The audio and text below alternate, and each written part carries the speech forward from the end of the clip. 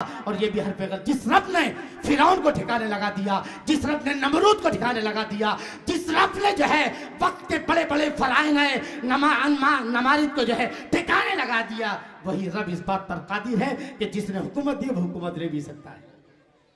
इसलिए मुसलमानों को तो बात कहने जा रहा था, आखिरी बात क्या कर, तो आरएसएस की तरफ से दरखास्त पेश की गई, पुलिस वाले मौजूद हैं, वो भी सुन लें कि संविधान बनाने की जरूरत नहीं, मनु स्मृति को संविधान बनाया जाए।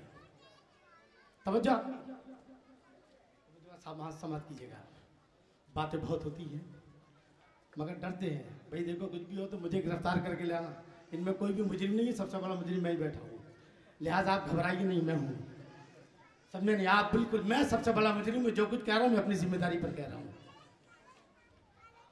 बात तो जब है कि खुदा हश्र में कह दे, बात तो जब है कि खुदा हश्र में कह दे, ये बंदा दो आलम से खफा मेरे लिए है, हर जुल्म जो गवारा है, हर जुल्म गवारा है, हर सितम गवारा है, बस इतना कह दे कि तू हमारा है। बहरहाल तो आरएसएस ने क्या कहा, डॉक्टर साहब आपको संविधान बनाने की जरूरत नहीं, मेहनत मनु स्मृति मौजूद है, वो हिंदुत्व का संविधान वही तो है, हिंदुत्व कट्टरवादियों का संविधान ये नहीं अम्बेडकर वाला, ये तो बस ये दिखावे के लिए है। उनका क्या है, मनु स्मृति जो हिंदू राष्ट्र बनने के बाद कायम होगा, जिस पर चलेगा भारत, और कभी ये होने वाला नहीं है, क्योंकि कब्रिस्तान ने तो शमशान भी बाजू में है, इसीलिए कब्रिस्तान भेजने वाले मुसलमानों की याद रहे कि शमशान भी तैयार में पड़े। समझ में आ गई कि नहीं। बहरहाल कहा डॉक्टर साहब बनाने ये मनु स्मृति है, इसको कानून बनाओ, अलग से संविधान बनाने की जरूरत नहीं, तब तो ऐसा बात करें। मगर जवाहरलाल नेहरू, सरदार वल्लभ भाई पटेल और भी जो लोग थे, गांधी जी वगैरह, उन्होंने मना कर दिया कि नहीं, ये मुल्क सेकुलर है और सेकुलर मुल्क के लिए एक संविधान की जरूरत है चलाने के लिए। यह अलग बात है कि उनकी कोशिश कामयाब न हुई, लेकिन कश्मीर से लेकर कन्याकुमारी तक मैं सारी मजहबी कयादत को चैलेंज करता हूं, कहीं से कोई आवाज आई कि कुरान को संविधान बनाएंगे? नहीं समझ में आई बात। मैं किसे अपना मानूं? मैं अपने खून के धब्बे कहां तलाश करूं? मैं अपने खून के धब्बे कहां तलाश करूं? यहां सभी तो मुकद्दस लिबास वाले हैं, मैं अपनी खून की सुर्खी कहां तलाश करूं? हर एक शख्स ने पहने हुए दस्ताने, किसी भी मुस्लिम जमात, किसी भी फिरके, किसी भी मसलक की कयादत की तरफ से कोई एप्लीकेशन नहीं आई, जबकि गांधी जी ने क्या कहा था, क्या कहा था कि अगर भारत को कामयाबी से चलाना चाहते हो तो मैं अबू बकर और उमर का हवाला देता हूं कि वो इतनी बड़ी हुकूमत के मालिक होते हुए फकीरों जैसी जिंदगी गुजारी है। आपने कहा था कांग्रेसी लीड लो, अगर तुम भारत की जमहूरियत को सच्चे तरह चलाना चाहते हो तो अबू बकर उमर की तरह हुकूमत करो। मगर यहां से कश्मीर से लेकर कन्याकुमारी तक किसी भी मजहबी जमात की तरफ से कोई पटिशन, कामयाब होना ना होना अपनी ये, लेकिन कहीं से तो कुछ संघर्ष होता। बहरहाल खुलासा ये है, वक्त पूरा हो चुका है। मेरे दोस्तों, अगर आप मेरी बात को समझते हैं, मैं इंशाअल्लाह मई में मैंने अपने आप को मुस्लिम मसाइल के हल के लिए वक्फ कर दिया है, और मैं इंशाअल्लाह मई में सिर्फ दौरे करूंगा मुसलमानों के, और मुसलमानों को बेदार करूंगा कि मुसलमानों मुत्तहिद हो और अपनी जान बचाओ, तुम्हारा सब कुछ खतरे में, कुछ भी बचा हुआ नहीं है। ये बात है, हम चारों तरफ से घिरे हुए हैं। और बड़ी बात क्या है कि जमहूरियत का सहारा लेकर जुल्म किया जाता है, अपने जुल्म को जवाब अता करने के लिए जमहूरियती के जरिए हम पर हमला होता है। तो मैं इंशाअल्लाह, ये मेरा 10-20 साल का ख्वाब था, लेकिन अब मैं मजबूर हो गया हूँ। मतलब ये कि मैं इंशाअल्लाह ईद के बाद, बकरीद ईद के बीच में जो है, मैं इंशाअल्लाह इस मिशन के लिए जो लोग मेरा साथ देना चाहते हैं, हम कानून के दायरे में रह कर के हम अपने मुसलमानों की भी हिफाजत करेंगे, मुल्क की भी हिफाजत करेंगे। लेकिन ये जो जुल्म चल रहा है, इस जालिम से कहेंगे आप इधर आ प्यारे हुनर आजमाए, इधर आ प्यारे हुनर आजमाए, तो तीर आजमा हम जिगर आजमाए।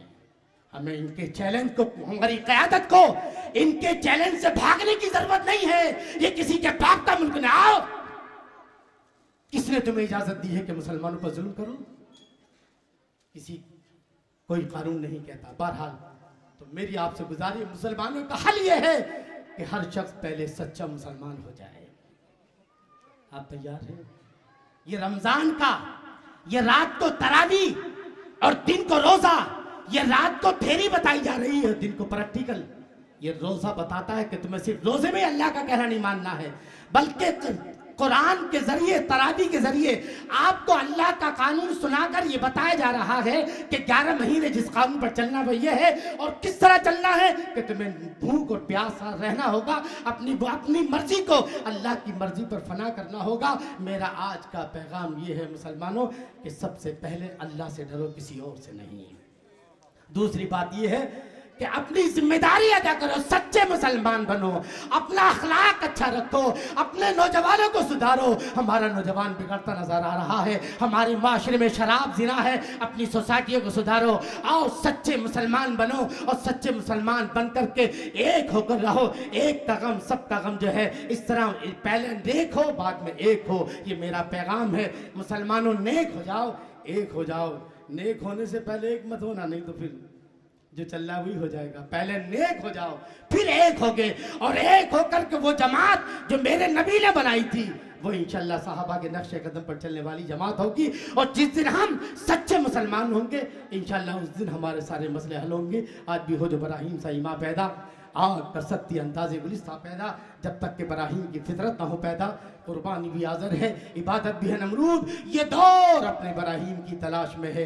सनम कदा है जहाँ ला इलाहा इल्लल्लाह। अल्लाह ताला हम सबको सही माने में, तो मेरा हल समझ गए।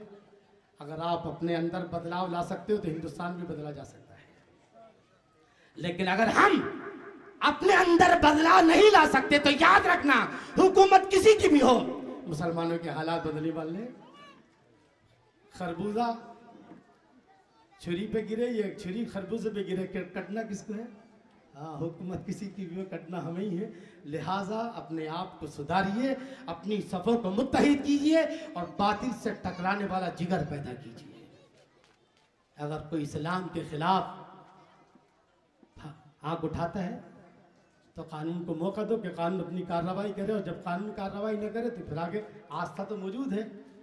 मुशरिक जो है, सुप्रीम कोर्ट ने हमें रास्ता दिखा दिया है कि कानून के ऊपर भी आस्था है। लिहाजा अल्लाह ईमान पे चलाए।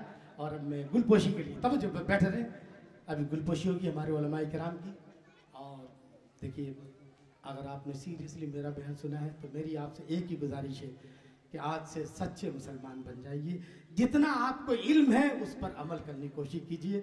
हमारा पूरी तारीख है, जब जब मुसलमान बिगड़ा है, मुसलमानों के हालात बिगड़े हैं, मुसलमान सुधरे हैं तो हालात सुधरे हैं। हमें दुनिया को सुधारने से पहले अपने आप को सुधरना होगा। हम जिस दिन ये दिल पर बात ले ली कि हम अच्छे मुसलमान बनेंगे, इस दिन ये जो लुट गई तेरी अजमत है, तेरी गफलतों का खिराज है, जो जाग उठे तो आज भी वही तख्त है, वही ताज है। अल्लाह ईमान पर खात्मा नसीब फरमाए। बस रमज़ान का महीना आ रहा है, आप इसमें कोशिश करें इफ्तार और सहरी के चक्कर में ना पड़े। जैसी भी इफ्तार मिले ये कोशिश करें कि जिस तरह रमज़ान में हम कैसे अल्लाह की पाबंदी कर रहे हैं, ज़रा सा पानी नहीं पी रहे, 3 मिनट पहले नहीं, जब इफ्तार होगी टाइम होगा 3 महीने बाद जो है 3 मिनट बाद, ऐसी हम कोशिश करें कि 11 महीने के बाद भी हम अल्लाह के हकाम पर अमल करेंगे। ये ट्रेनिंग है 1 महीने की, ये तरबियत है। ऐ मुसलमानों, अपनी मर्जी पर चलना कमाल नहीं है, अल्लाह की मर्जी पर चलना कमाल है। अल्लाह की मर्जी जिस दिन होगी उस दिन अल्लाह ताला तुम्हें ज़मीन से उठाकर आसमान पर पहुंचा देगा। आमीन। कुरान में हो गोतज़ने मर्द मुसलमान, अल्लाह करे तुझको अता जिद्दत किरदार। अब इनकलाब वक्त हमारा है मुंतज़िर, अब लौट आइए कुरान की तरफ। ये थे हज़रत अल्लामा मौलाना मुफ्ती शरीफ साबरी साहब जो हालात हाज़रा पर गुफ्तगू फरमा रहे थे और इस कौम की रहनुमाई कर रहे थे।